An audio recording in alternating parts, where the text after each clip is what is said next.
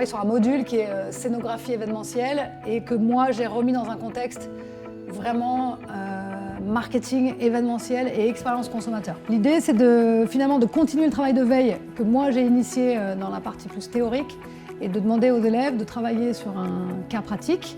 Donc en fait ce que j'ai fait, je leur soumets plusieurs sujets pour lesquels en fait ils doivent travailler comme s'ils devaient proposer un concept événementiel.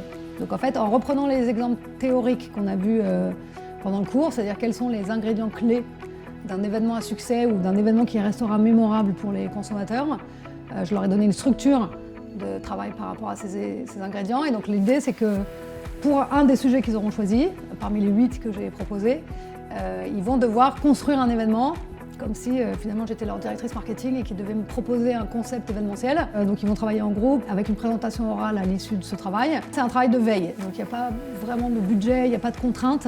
Là c'est vraiment un exercice de créativité, je veux qu'ils prennent du plaisir à faire cet exercice.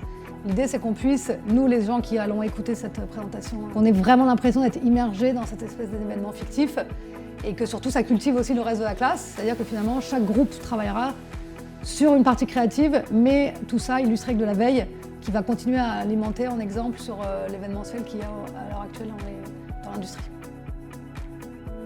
On a choisi la collaboration entre Eastside Golf et Jordan, qui ont fait une collaboration un peu streetwear, etc. pour vraiment redynamiser un peu l'univers du golf.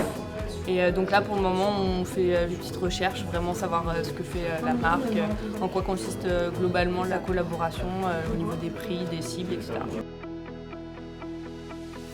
Alors nous, on a décidé de travailler sur la marque GOAT. L'idée, c'est de créer un maximum de choses. On a l'opportunité de le faire sur ce cours-là. Donc on va essayer de faire un sorte de couloir immersif qui va nous permettre d'avoir un maximum d'effets sonores et de choses sensorielles. Et après, on va présenter du coup toute la marque GOAT en règle générale dans ce couloir immersif. Notre prof nous a bien précisé qu'il n'y avait pas de budget. Donc forcément, nous, on a plus de créativité, on n'a pas cette contrainte. Donc comme je l'ai dit, à plusieurs, il y a beaucoup plus de choses à faire. Et donc c'est la principale chose à savoir.